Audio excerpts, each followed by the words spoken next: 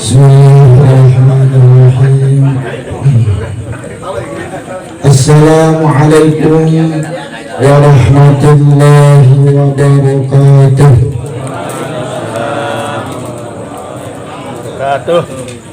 Alhamdulillah, alhamdulillahilladzi ja'alana minasy-syakirin wa ja'alana minal mutatahhirin wa ja'alana minas sabirin wa ja'alana minal hajatina ilayhi. Allahumma salli wa sallim wa barik wa karim ala sayyidina Muhammadin salatan taftahu lana abwab ar-rida wa taysir wa tughliqu biha 'anna abwab asy-syarri wa ta'sir wa takunu lana biha waliyan wa nasir. Anta Rabbuna wa Maulana fa ni'mal mawla wa ni'mal nasir. Amma ba'du, yang saya hormati para asatidz, para dewan guru, para tokoh sepuh masyarakat, dan juga para hujjaj, wabil khusus sahibul hajat, keluarga besar Bapak Haji Usman dan Ibu Hajah Rajiah. Yang mana beliau? Ada? Bu Hajah, ada Bu Hajah? Bu Hajah sehat ya? Kemudian yang sama-sama kami hormati keluarga besar Bapak Haji Rahmat dan orang tua kami Ustadz Haji Nur Ali Abdul Hashim. Kemudian ada Bapak Haji Yahya, dan juga yang kami hormati Haji Rahmat lagi ini. Kemudian Bapak Haji Sarifin dan keluarga besar seluruh yang hadir di dalam tasyakuran dan munajat. Tak lupa juga guru kita yang amat kami cintai, yang alhamdulillah beliau menyempatkan hadir dalam acara kita. Mudah-mudahan dengan doa dan ridha beliau, ananda ini dapat belajar dengan baik dan selamat. Wabil khusus akhusu bidzikri al-mukarram al-Ustaz Abdul Samad SPDI, al-Ustaz Muhammad Nur, al-Ustaz Sufandi SS, al-Ustaz Saifuddin SPDI, dan para hadirin yang mohon maaf saya tidak bisa sempatkan untuk menyebutin namanya satu-satu karena namanya susah. Hadirin jamaah,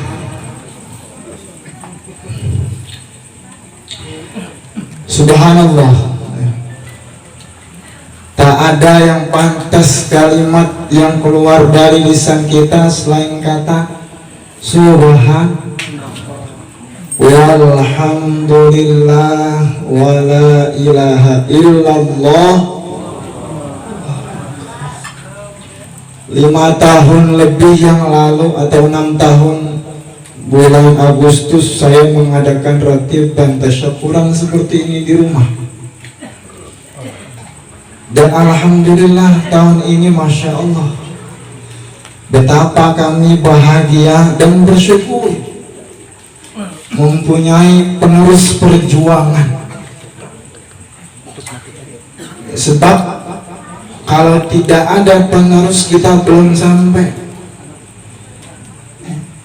Siapa tahu karena saya belum sampai, Saudara Imron Rosyadi bisa sampai insya sampai apaan? Nah ini yang dia. Kalau untuk masalah di Mesir gimana, itu sudah diceritakan banyak aja. Cara belajar di sana gimana, keadaan di sana gimana, kuliah di sana gimana, itu udah kita ceritakan.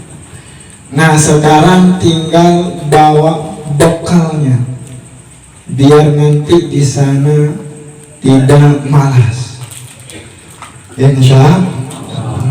Biasanya saya itu kalau ngomong Pak Haji nggak pernah minta didengerin sama orang nggak. Tapi malam hari ini wajib ini Ananda Imron Rosyadi dengerin saya. Dengerin saya. Mengapa beliau wajib mendengar? Karena saya belum sampai apa yang saya inginkan tercapai, beliau harus capai. Makanya wajib. Nggak boleh tidur. Nggak boleh tidur. Ya.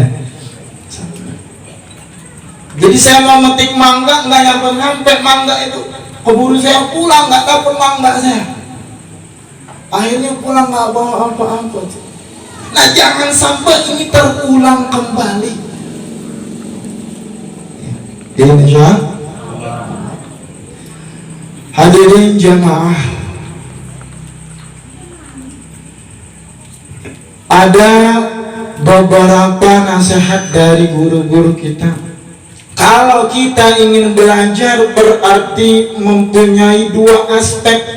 Pertama aspek dari anak, yang kedua aspek dari orang tua. Yang dua-dua ini nggak bisa dipisah, sama kayak baju sama celana, nggak bisa dipisah. Papa cuma pakai baju, keluarga pakai celana, kira-kira bagaimana? Pakai sarung bagus banget BHS yang 700.000, cuman nggak pakai apa? Sarung, nggak pakai baju, sama juga bohong. Begitu juga anak yang sedang belajar, ketergantungan dengan orang tua sangat kuat. Makanya ada dua prinsip dalam menuntut ilmu, arah dari anak dan juga arah dari. Nah pertama ini yang siap nih di Imron Rosyadi dulu, orang panggil Imronnya dulu, insya. Yang pertama disemangatin dulu bahwa penuntut ilmu agama itu Habibullah, kekasihnya Allah. Kekasihnya Allah. Orang kalau kekasihnya Allah beda nggak sama yang bukan kekasihnya. Jadi alhamdulillah ini keluarga dari Bapak Haji Usman ada seseorang yang dijuluki kekasih Allah. Siapa? Penuntut ilmu. Nah kenapa dia itu nanti sampai disebut kekasih Allah? Maulana Imam Syekh Abdul Fattah Abdul Ghuddah dalam kitab beliau Safahat min Sabril Ulama fi Syada'idi Ilmi wa Tahsil, dalam kitab beliau itu dijelaskan bagi siapapun kalian yang ingin menuntut ilmu itu ada 3 marhalah, 3 tingkatan. Pertama, persiapan kamu untuk menuntut ilmu itu harus diperhatikan. Yang kedua, ketika kamu sedang nyari ilmu, ngambil ilmu, belajar ilmu, itu harus diperhatikan. Yang ketiga, bagaimana caranya ilmu yang kau cari itu kamu gapai, kamu bisa dan bermanfaat untukmu. Jadi ada 3. Pertama, persiapan. Yang kedua, apa? Proses kita bagaimana ketika kita mencari ilmu. Harus ada gayanya, harus ada kuncinya biar berhasil. Yang ketiga, Bagaimana caranya itu ilmu kita dapat? Kita usaha terus kita dapat. Gak enak kita usaha banting tulang, leher kita jadiin kaki, kepala kita jadiin pundak, betul nggak? Cuma nggak dapat. Nah, jadi 3 nih dari Imron Nasyadi, dan ini buat semua anak-anak muda ataupun teman-teman ataupun kita semua dalam menuntut ilmu. Beliau bilang dalam kitab beliau, ayyubadira syababahu wa awqata umurihi ila tahsil lianna kulla sa'atin min umurihi la badala laha wa la iwad anha wa yaqta'a min kulli syawaghirah wal mani'ah an tamamit talab. Ini baru persiapan doang nih. Kalau kita mandi persiapan kan bawa anduk ya. Bawa anduk, bawa gayung, bawa sabun. Persiapan doang nih. Kata beliau, persiapan anakmu dalam menuntut ilmu itu ayyubadira syababahu wa awqatahu min umurihi, bergegas, buruan ketika kamu dalam masa muda dan waktu di mana sisa umurmu itu fitahsili, untuk berkhidmat mendapatkan ilmu. Jadi suruh cepetan, jangan nungguin ntar dulu tahun besok 2 tahun lagi nanti kalau udah 30, kalau udah 40 udah punya anak, jangan. Melainkan bergegas ketika kita masih muda untuk mendapatkan dan mencari ilmu. Mengapa kita harus bergegas? Li'anna kulla sa'atin tamdi min umurihi la badala laha wa la iwadu anha. Karena setiap waktu yang berjalan, setiap detik, setiap jam, tak ada ganti. Tak ada kan? Tadi maghrib bisa kita sholat, ya nggak sholat. Ada, kita bisa balik lagi waktu, nggak bisa. Saya minta ya Allah, andai saya dikembalikan di SMA lagi, bisa dibalikin lagi? Enggak bisa. Persiapannya apa? Persiapannya itu bergegas, cepat. Kenapa? Karena waktu yang lewat itu nggak bakal balik lagi. Harus diingat itu. Setiap detik, setiap menit nggak balik lagi dia. La badala laha wa la iwadu anha. Nggak ada gantinya, mau dibayar pakai apa juga. Ya Allah, saya kasih nih sawah sepetak, balikin 1 jam itu tadi. Bisa? Nggak bisa. Andai dunia dijual untuk membayar kita agar 1 jam yang tadi itu kembali, tidak bisa. Persiapannya itu wa yaqta'a, dan harus memutus apa-apa yang membuat kamu sibuk dalam menuntut ilmu. Harus kamu hilangkan apa-apa yang membuat kamu terhalang dalam menuntut ilmu. Hapus, hilangin, jauhin.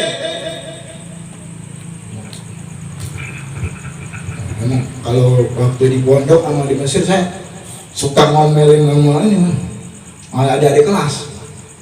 Jadi kalau ada yang kelas yang bader itu anak kata, nah itu makanannya itu.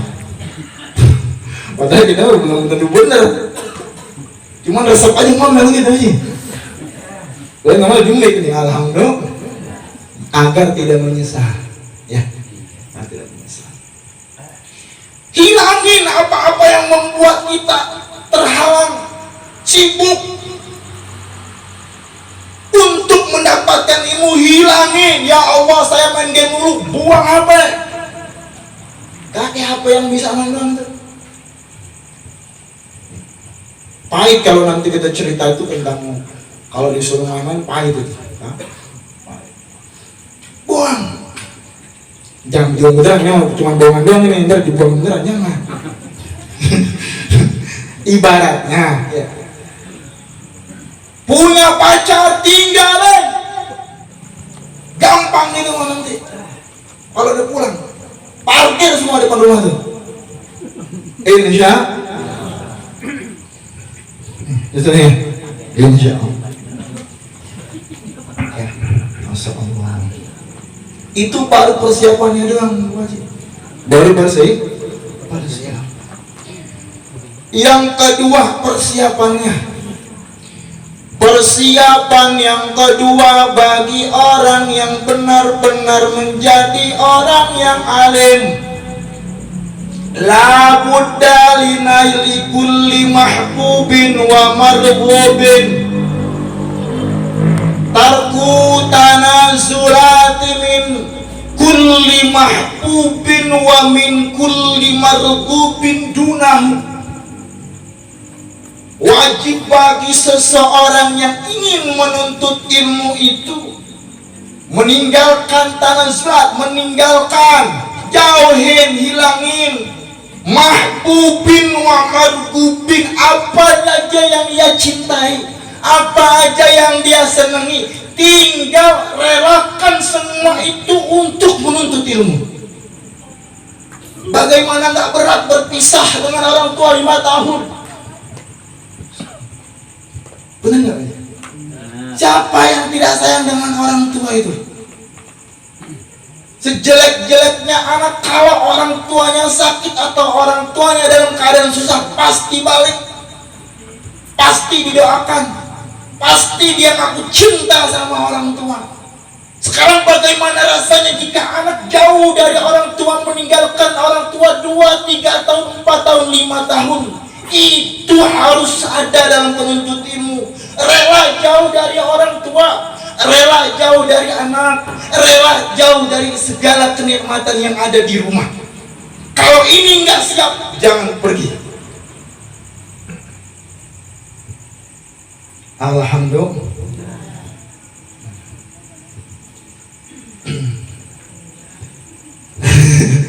Alhamdulillah. Iya, ini karena yang pergi adik saya ya. Jadi betul-betul nasihatnya itu nggak pengen nggak pengen sia-sia gitu.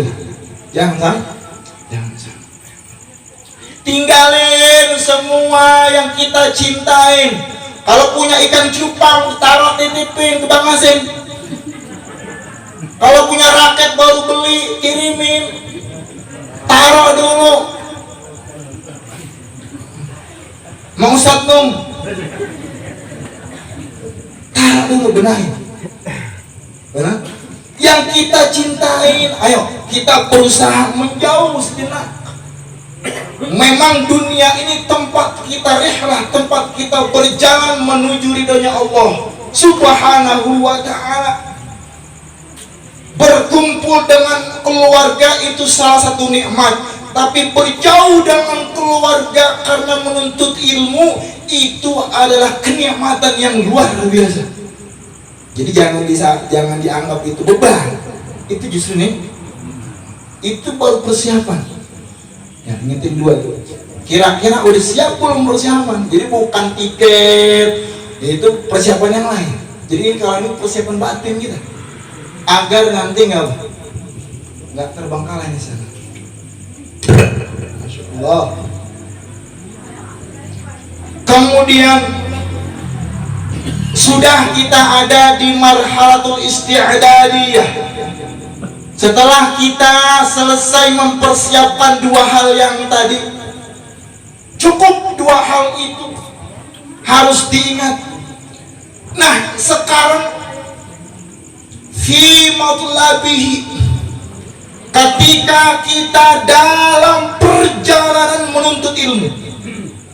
Kalau kita mau ke Batu Jaya, kita nyiapin motor. Ada bensinnya nggak nih motor? Ini sponsor motor bannya kempes apa enggak? Dicek. Kalau itu udah ada, berarti kita tinggal jalan ke Batu Jaya. Nah, jangan sampai salah, biar nanti dalam perjalanan itu sampai ke Batu Jaya. Nah, sekarang yang kedua, tingkatan yang kedua itu fi matlabi, ketika kita sedang mencari apa yang kita harus lakukan, apa yang harus kita ingat, dan apa yang harus kita pegang teguh ketika kita sedang mencari. Kata beliau, nah wahai anakku, ketika kamu dalam menuntut ilmu, setidaknya dua perkara yang harus kamu ingat, nak. Perkara yang pertama, sa'bul masalik, kata beliau. Dalam perjalananmu nanti menuntut ilmu itu, sa'bul masalik, teramat susah jalan menuntut ilmu, nak. Bukan ilmunya susah, bukan, tapi jalanannya itu tikungan mulu. Udah tikungan mulu, jalanannya beling mulu. Di jalanannya beling mulu, paku mulu. Udah jalanannya belok-belok, paku, beling, banjir. Kira-kira gimana itu orang jalan? Hah? Bisa yang jalan? B, kita jalan, banjir sedang banyak paku, banyak beling, bisa kita jalan itu? Masya Allah. Ada yang bisa terbang gitu ya? Alhamdulillah. Sabul masalik, nak. Jangan menganggap remeh dalam menuntut ilmu itu. Jalannya susah, banyak godaan, banyak keinginan yang membuat kita ini terputus untuk mendapatkan ilmu. Lanjut ini Bu, lanjut.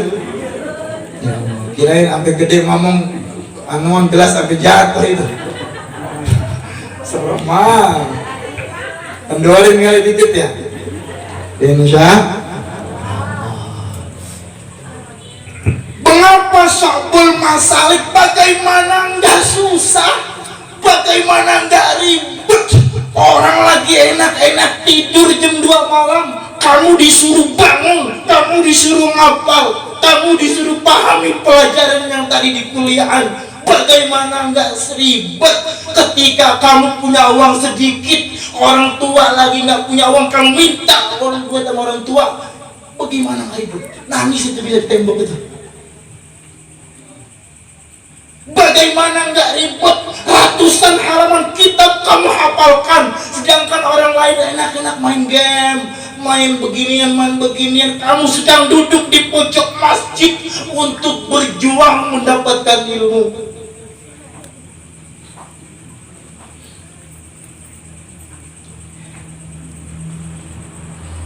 Bagaimana enggak sibuk, bagaimana enggak ribet, bagaimana enggak sulit tatkala hari raya besar Islam, kamu melihat di sosial media orang tua dan anak berpelukan, sedang kamu sedang sibuk dalam menghafal pelajaran yang ditugaskan oleh guru dengan bahasa orang Arab, bukan dengan bahasa kamu. Kira-kira gimana rasanya? Sibuk gak? Ribet nggak? Penuh dengan beling paku. Kalau ada pisau untuk menggores tangan ini biar berdarah, saya lebih memilih itu karena berpisah dengan orang-orang tersayang dalam menuntut ilmu. Kalau ada sawah saya garap sendirian 2 petak, saya sumpah milih buat mandor itu. Ibarat. Karena saking banyak ujian, makanya harus siap. Harus sih. Yang kedua, nak, yang tadi yang pertama sabul masalik, jalannya susah, polisinya banyak, rantainya juga kadang putus mulu, banyak beling, banyak paku banjir, makanya harus punya apa? Perahu. Nah, naik perahu mah aman, dia punya perahu. Perahunya juga yang bagaimana? Perahunya jangan yang balon. Kalau perahunya balon meletus. Perahunya itu perahu yang wah, yang gede no, yang sekarang lagi nyari mayat itu. Wah itu. Jangan paku. Ya. Tiang listrik juga dijeblok, kalah itu. Alhamdulillah. Maka perahunya harus besar ya. Ya, perahunya harus gede biar tahan tusuk, tahan banting. Yang kedua kata beliau, nak, kalau kamu nanti sedang perjalanan menuntut ilmu itu dua, nomor dua yang kamu ingat itu kathirul aqabat, banyak sekali godaan, banyak sekali hal-hal yang dapat menjadikan kamu itu berhenti, menyerah, malas, pengen pulang. Banyak itu godaan. Banyak. Makanya kata Al-Imam Ahmad bin Ahmad Asy-Syafi'i As-Samarqandi, la yanalu hadzal ilma illa, kata beliau, nah, kamu nggak bakal dapat ilmu walaupun kamu udah berusaha untuk menuntut ilmu, kecuali kamu meninggalkan keluargamu. Dalam bahasa Arab itu at-taladu kanahu, kamu meninggalkan kampungmu baru kamu dapat ilmu. Wa kharraba bustanahu, kamu saking apa? Saking sibuknya menuntut ilmu, itu tanam-tanaman yang ada depan rumah nggak keurus. Taman-taman yang di rumah, ikan cupang, ikan jari itu udah hilang, rakyat berputus sudah, nggak keurus. Saking apa tuh? Saking sibuk nuntut ilmu. Kalau nggak begitu, jangan ngarep nuntut ilmu. Guru saya lebih parah lagi ngasih nasihat. Kalau perlu, kalau kamu lagi nuntut ilmu, jadilah Imam Syafi'i. Ingat beliau dan ingat orang tua ketika udah selesai. Kalau saking nuntut ilmu sama orang tua nggak ingat. Ini salah satu keadaan kapan kita nggak ingat sama orang tua, boleh. Makanya orang tua itu boleh kita nggak ingat kapan? Kalau lagi nuntut ilmu. Lah, berapa ingat orang tua terus mah di Mesir? Dikit-dikit nelpon video, ya. Dikit-dikit setuju detail, ya Allah. Nggak dapat seminggu itu, deh. Alhamdulillah. Ya, ini bercanda. Kemudian kata beliau itu, kamu nggak dapat ilmu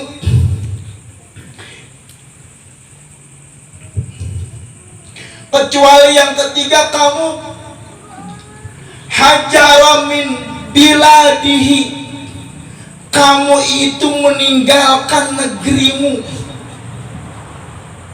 Waja'a mauta waladi, kemudian datang kematian kepada orang tuamu. Walam yarji ila baladi, dan kamu tak pulang ke rumah. Falam tash'ad, dan kamu tidak menyaksikan. Kalau belum sampai derajat itu, kamu nggak bakal dapat ilmu. Artinya apa? Artinya nanti ketika Ananda berjalan menuju Mesir nuntut ilmu, jangankan harta dan jabatan, jangankan permainan-permainan, kenikmatan, orang tua sendiri harus sudah dititipkan oleh Allah Subhanahu wa ta'ala. Ridho apapun yang terjadi di rumah, ridho serahkan sama Allah Subhanahu wa ta'ala. Andai orang tuaku panjang umur, umur dan aku bisa mencium kaki dan tangannya ketika aku pulang nanti, alhamdulillah. Tapi Anda itu tidak terjadi, maka Anda harus terus semangat, harus terus, malah itu menjadi bensin buat Anda nanti di sana, biar membahagiakan orang tua dengan giat belajar, menghafal, menuntut ilmu. Insya. Jadi titip semua nanya, abang, adik, cetaseng nggak dititip juga. Mau ngapain itu? Titip semua, engkong, ayah, umi, titip semua sama Allah Subhanahu wa ta'ala. Biar Allah yang menjaga, insya Allah. Terus marhalah yang ketiga,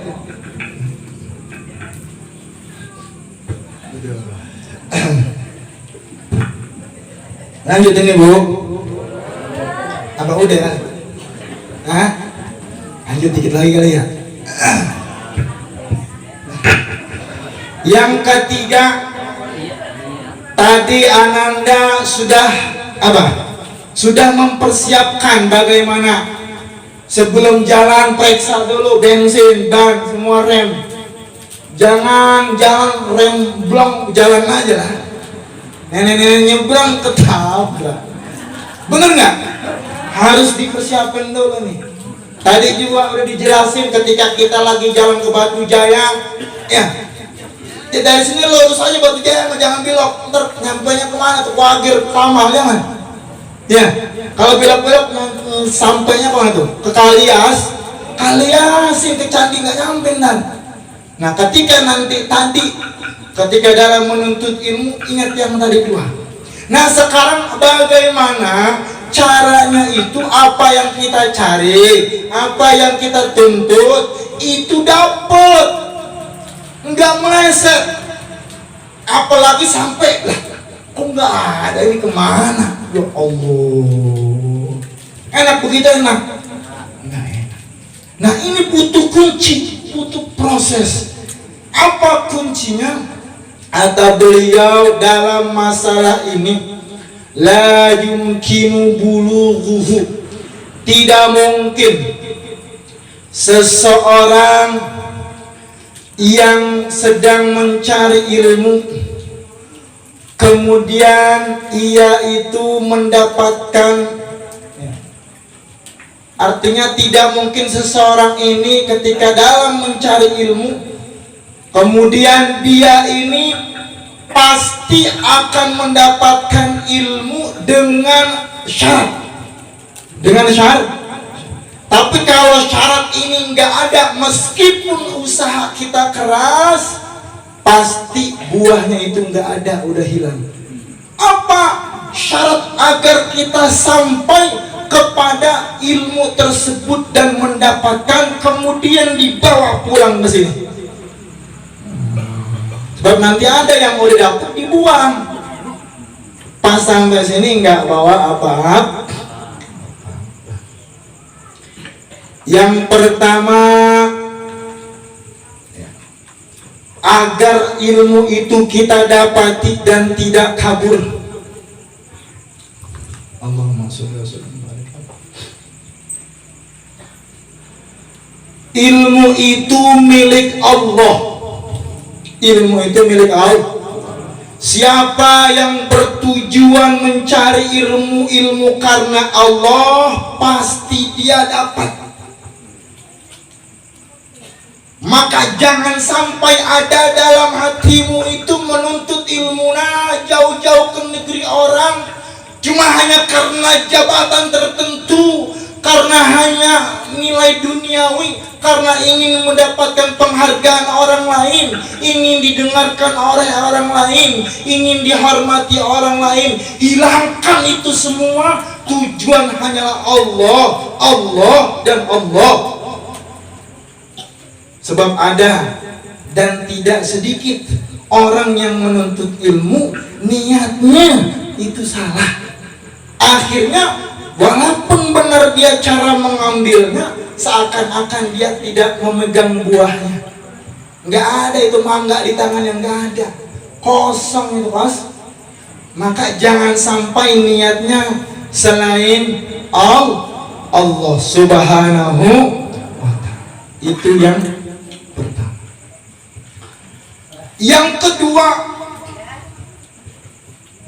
jauhkan sifat sombong dari hatimu nakama, karena kamu telah bisa belajar mampu ke negeri orang. Jauhin sombong, angkuh sama orang, kemudian hatimu banyak rasa lebih terhadap orang lain yang ada dalam kampungmu. Jauhkan dan hilangkan, sebab dengan ini apa yang kamu tuntut di sana bisa hilang. Ini bukan sekedar omongan, tapi ini betul kenyataan, saudara. Ya Pak ya.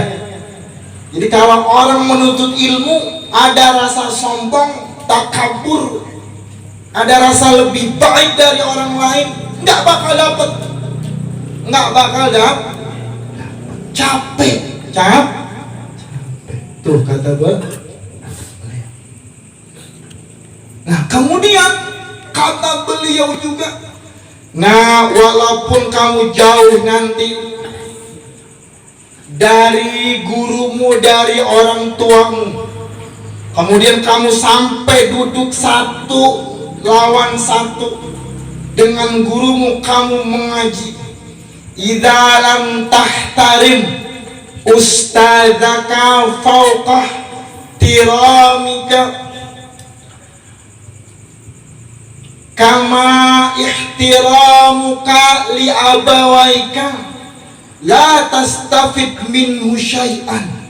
Nah, kalau kamu nanti belajar di Mesir, kemudian kamu tidak mengagumi, tidak mencintai, tidak menghargai, tidak menganggap derajat gurumu itu di atas orang tuamu, ilmu yang kamu dapat dari gurumu tak akan pernah bisa bermanfaat untukmu, apalagi untuk orang lain.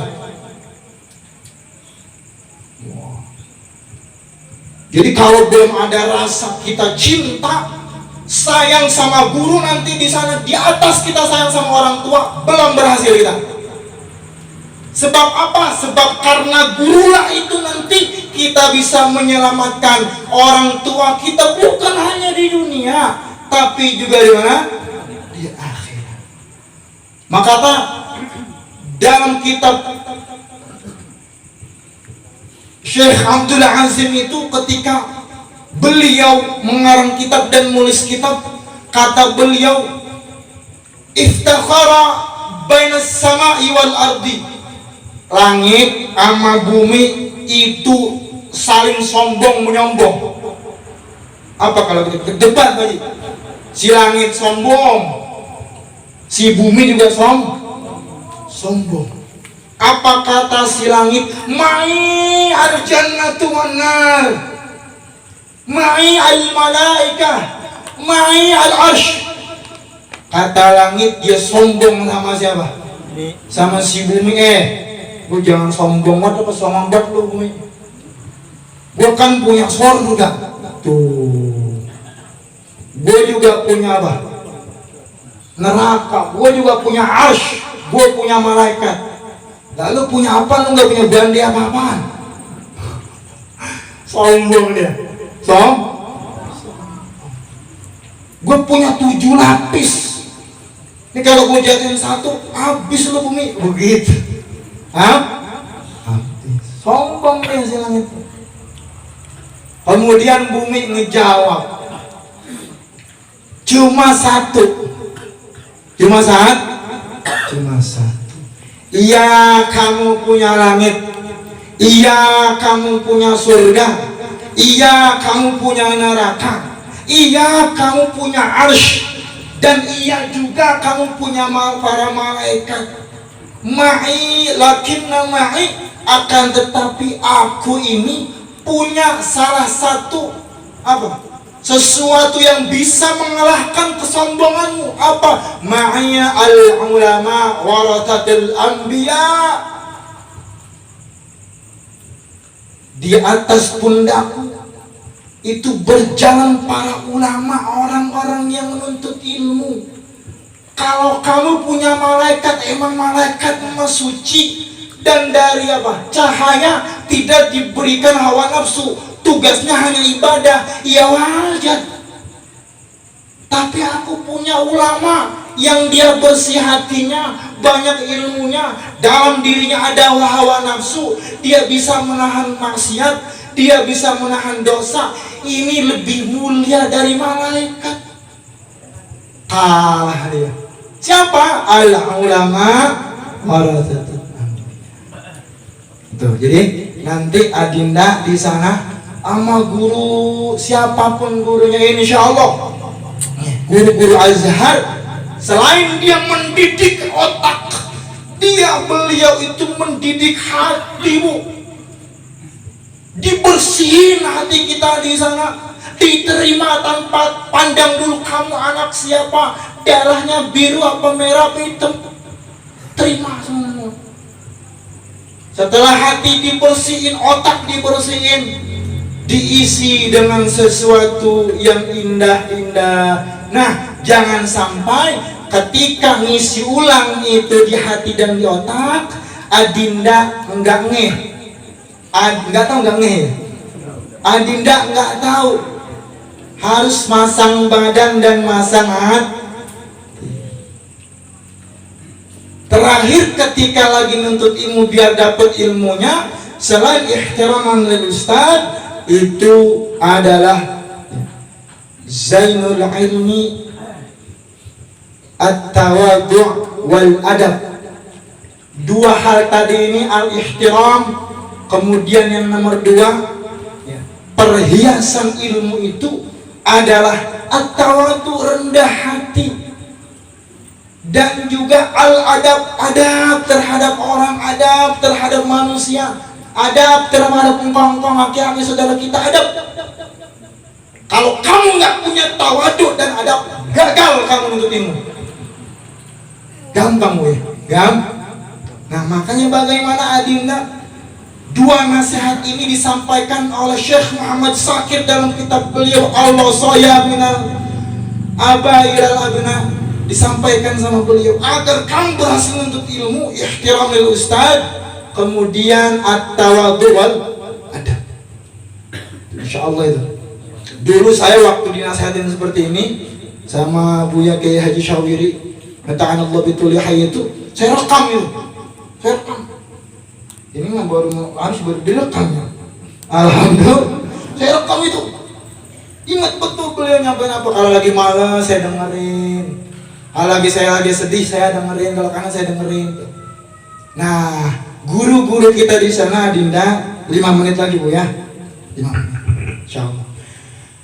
Anak satu tadi udah jadi, udah nuntut ilmu, beres semua tadi yang udah dinasihatin, udah jalanin. Cuma dia butuh celana. Siapa celananya? Orang tua. Apa yang harus dilakukan oleh orang tua apa? Yang pertama yang dilakukan orang tua, tinggalin dosa dan maksiat. Kalau kemarin dosa kita masih banyak, kita sering bohong sama orang, kita sering ngomongin orang lain, kita sering melihat keburukan orang lain, kita berjualan dengan tidak jujur, kita saking banyaknya dosa terhadap orang lain sehingga menyakiti hati orang lain. Tinggalkan kalau anak pengen sukses. Berat itu. Dan ini mohon maaf ini wajibnya. Emang aku ini. Alhamdulillah. Tinggalin. Berat itu. Tinggalin guys. Yang kedua, biar celananya rada cakepan, enak dilihat. Jangan pakai kolor. Nah, kalau pakai celana kolor ya. Yang kedua, jangan tinggal untuk bangun minta doa di pertengah malam untuk kebaikan anak. Mengapa? Karena doa orang tua lebih dahsyat dari doa 1000 wali. Andai anak itu durhaka sama orang tua, kemudian tidak didoakan orang tua, dia didoakan oleh 1000 wali. Wali mana aja tuh? Tukang uduk juga yang diwali disamperin sama dia. Minta doa dia oleh 1000 wali, didoakan untuk anak tersebut, tapi orang tua nggak mendoakan, nggak bisa. Nggak bisa. Tapi andai 1000 wali itu nggak ada wali di sini ada. Wali ada. Alhamdulillah. Nah, ini banyak wali itu, masya Allah. Putih semua itu. Alhamdulillah. Andai 1000 wali tidak mendoakan, tapi Bu Hajah dan Bu Haji, istriku dan Hajah, ayo kita bangun jam 2 malam, jam 3 malam, jam 4 malam sebelum subuh 2 rakaat. Dia hadapkan bersujud kepada Allah. Tak ada yang dipinta, cuma agar anaknya selamat dunia dan akhirat, dimudahkan untuk belajar. Itu lebih daripada doa 1000 wali. Nggak percaya, praktekan dia hari. Insya inilah kekuatan anak yang bebel. Inilah kekuatan anak yang tidak punya kecerdasan. Inilah kekuatan anak yang orang lain cuma bisa, kok dia enggak. Tapi saat orang tua bangun pada malam hari, dia berdoa, dia menangis agar anaknya diberikan kemudahan, agar anaknya tak sama dengan orang tuanya, berdoa minta sama Allah. Masya Allah, ini senjata. Al-Fakir alhamdulillah itu selalu memaksa orang tua, merintah. Biasanya orang tua merintah kita. Kita sekarang merintah orang tua. Kalau pengen melihat anak berhasil, anak nggak minta apa-apaan, anak nggak minta ini, nggak minta itu, nggak minta bini juga nggak.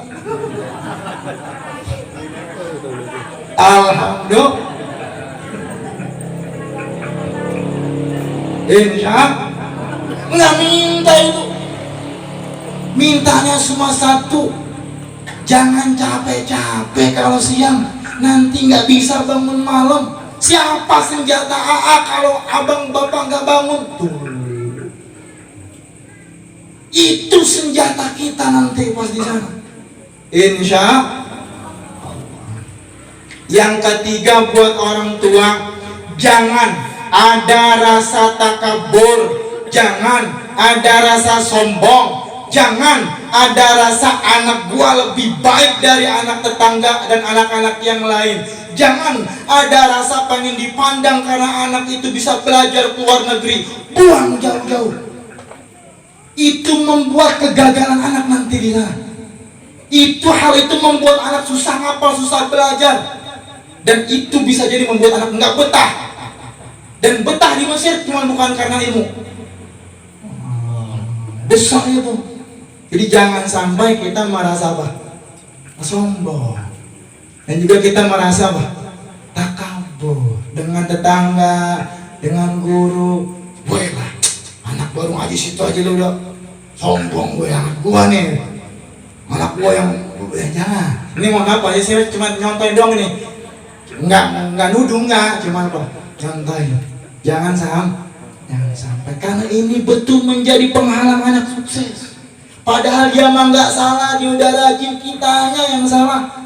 Nanti dia pulang, dia nggak jadi, orang diomelin. Padahal kita insya. Yang terakhir, doakan anak belajar dengan cara kita berbuat baik. Sodako amal jariah 2000, mudah-mudahan anak gua sukses. 2000 anak-anak belajar di sana tenang. 2000 anak-anak jangan pada kangen sama orang tua mulu. Jadi niat sedekah, niat kebaikan itu diniatkan untuk anak. Dan jangan diteleponin mulu. Jangan diteleponin mulu. Mentang-mentang karena ada video call. Al-Fakir dulu itu Habib, saudara apa namanya? Ya saudara Dinda, saya itu dulu 2 tahun di sana nggak megang HP. Karena target saya tuh jujur, saya tuh pengen dokter di sana. Pengen dokter itu saya nggak bakal pulang sebelum saya 1.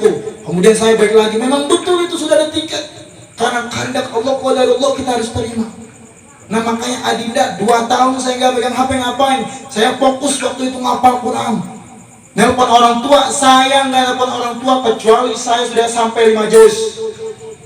5 juz itu 50 lembar Al-Quran. Jadi saya harus nelpon orang tua kalau saya udah sampai 5 juz. Nggak minta duit sama orang tua kalau saya belum dapat 3 juz. Malu saya kalau target saya ini terlanggar. 2 tahun harus selesai. Nggak selesai, saya nggak minta duit sama orang tua. Padahal mah nggak selesai, tetap aja menjadi. Nah, habis orang jajan kita nggak punya duit, bayar sewa nggak punya duit, itu nyepe, ya Allah, besok gimana? Tetap minta duit. Jadi nanti kalau sedih jangan, ya Allah ini belum selesai nggak minta duit, jangan. Bahaya nanti insya Allah. Ya jadi 2 tahun selesai, ada target 1 tahun apa, 2 tahun apa, 3 tahun apa, 4 tahun apa. Ya. Hadirin jamaah, ma'asyiral muslimin rahimakumullah, kurang dan lebihnya saya mohon dibukakan pintu maaf yang seluas-luasnya. Apabila ada candaan, perkataan yang tidak berkenan dalam hati, atau ilmu yang salah, atau juga sambutan yang tidak berkenan, para guru mohon dibukakan pintu maaf yang seluas-luasnya.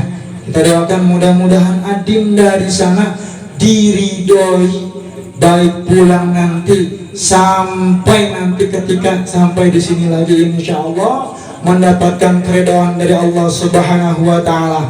Dan kalau nanti Adinda sudah ada di sini, Adinda gapai ilmu di sana sebanyak-banyaknya, raup ilmu semua di semua manhaj al-Azhar, peluk di sana semua, bawa ke kampung kita, karena kampung kita butuh penerang seperti Adinda. Mengapa saya keras begini ngomong? Karena saya nggak pengen kampung kita ini dicahayai oleh orang-orang yang salah, yang tidak ngerti ilmu, tapi dia berbicara. Inilah tanda-tanda hari kiamat. Maka tugas Adinda adalah belajar, memberikan cahaya untuk orang-orang yang ada di sini.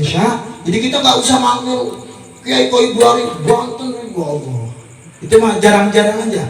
Ya, insya kita kan nanti enak manggilnya anak Kiai Usman, ya, anak Haji Usman, insya Allah. Dan sampai di sini nanti kamu tadi harus ada at-tawadhu wal adab, harus ada.